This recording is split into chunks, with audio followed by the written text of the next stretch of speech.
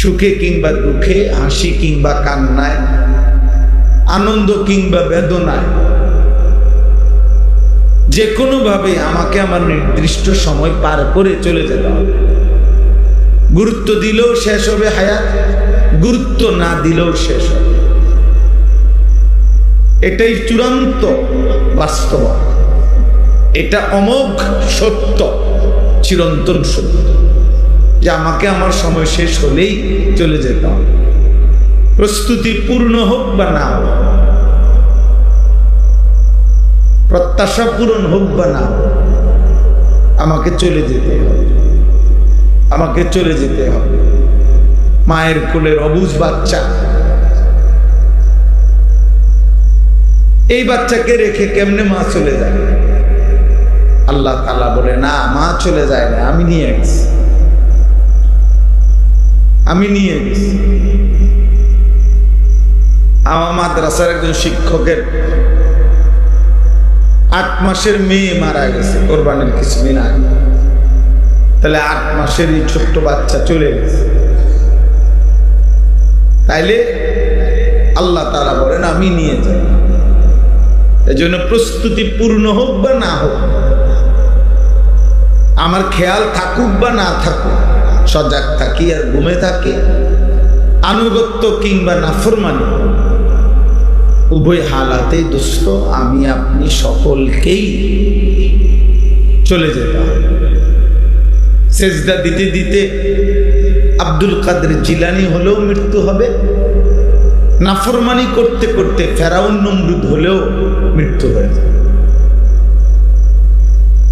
এই স্বাভাবিক বাস্তবতা, মৃত্যুর স্মরণ অনেক বড় নিয়ামত। আল্লাহ নবী সাল্লাল্লাহু আলাইহি ওয়াসাল্লাম বলেছেন, কাফা বিল মাউতি ওয়াইজা, কোন মানুষের জন্য মৃত্যুর স্মরণ এটা শ্রেষ্ঠতম ওয়াজ, এটাই যথেষ্ট। কাফা, জিন্দেগির পরিবর্তনের জন্য এটাই যথেষ্ট, এটাই যথেষ্ট। নবী সাল্লাল্লাহু আলাইহি ওয়াসাল্লাম বলেছেন, তোমরা কবর জিয়ারত করো। কেন? ফাইন্নাহা তুযাক্কিরুল মাউত, কেননা কবর জিয়ারত করলে মৃত্যুর কথা স্মরণ হয়, মৃত্যুর কথা স্মরণ হয়। ফাইন্নাহা তুযাক্কিরুল আখিরা, কোন রিওয়ায়াতে আছে কেননা কবর জিয়ারত তোমাদেরকে আখিরাত স্মরণ করে।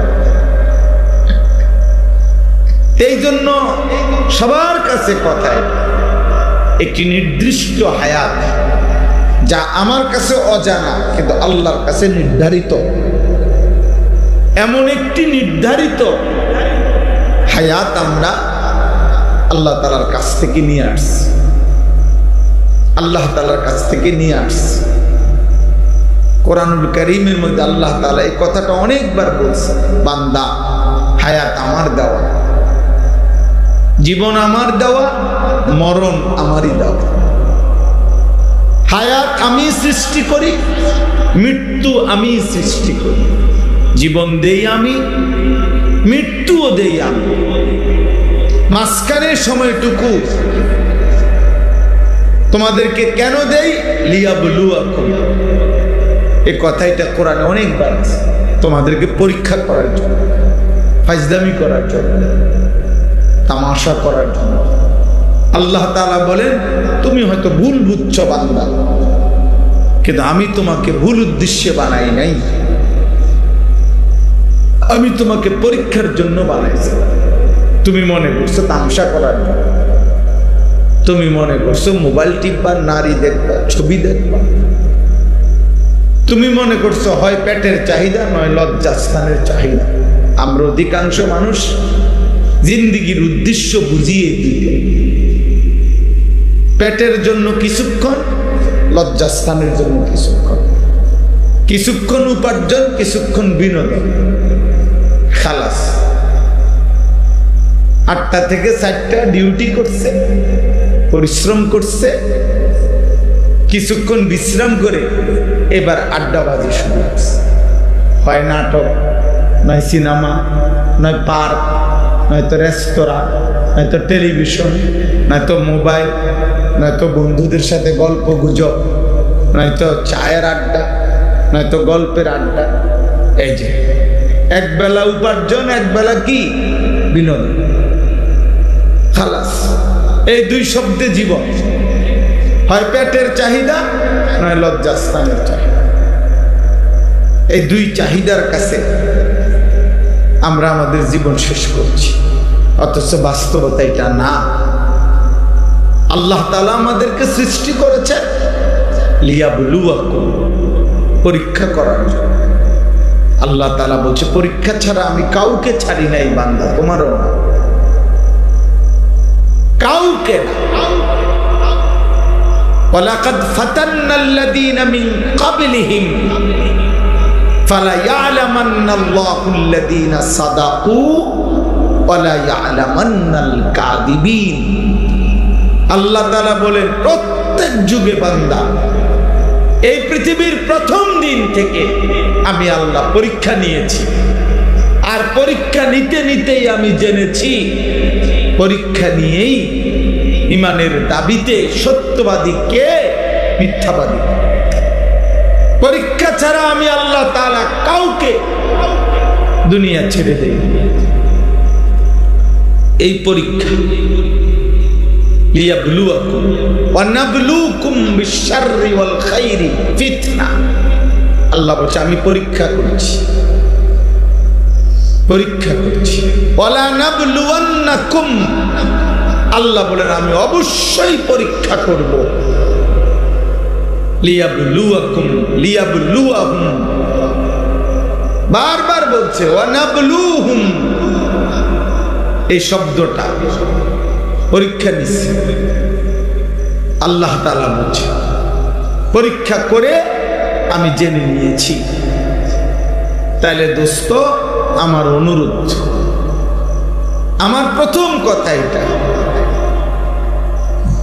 আমরা প্রত্যেকেই একটি নির্দিষ্ট হায়াত পার করতেছি, কিন্তু সেটা ঠিক কতক্ষণ আমরা যদিও জানি না, কিন্তু আরশে আজিমের মালিকের কাছে একদম নির্ধারিত, যা এক সেকেন্ড লা ইস্তাখিরুনা সাআতাম ওয়া লা ইস্তাকদিমুন, যা এক সেকেন্ড আগেও আসবে না, এক সেকেন্ড পরেও আসবে, এক সেকেন্ড পরেও আসবে।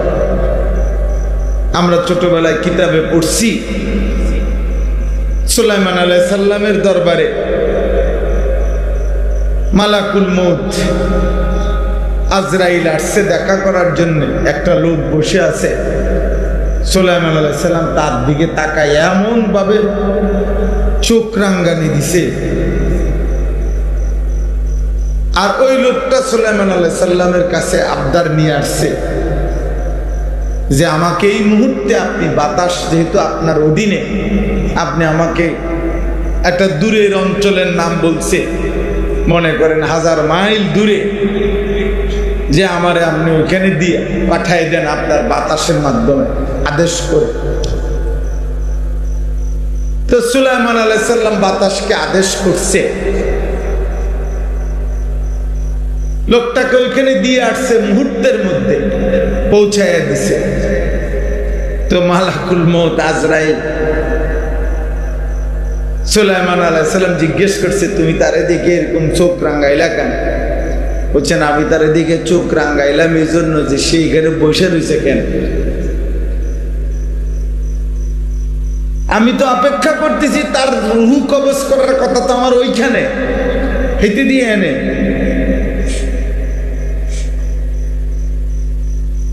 এই জন্য না আমি তার দিকে তাকায় রাখছি, চোখ বড় বড়। কিরে, 1 মিনিট পরে তোমার রূহ কবজ করার কথা হইলো, কোথায়? তুমি দিয়ে এনে বের হয়েছে। ঠিকই মালিক তার নির্ধারিত গন্তব্যে, মৃত্যুর নির্ধারিত জায়গায় কি করে দিছে, ওমা তাদরি নাফসুন বিআইয়ি আরদিন তামুত।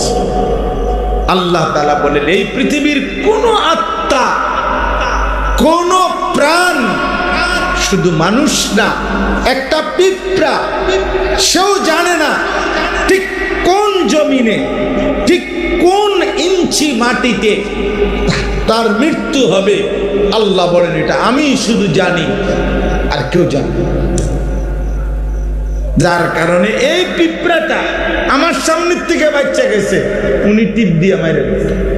এই মশাটা আমার হাত থেকে বাচ্চা গেছে, কিন্তু উনি ঠিকই থাপ্পড় দিয়ে মেরে গেছে।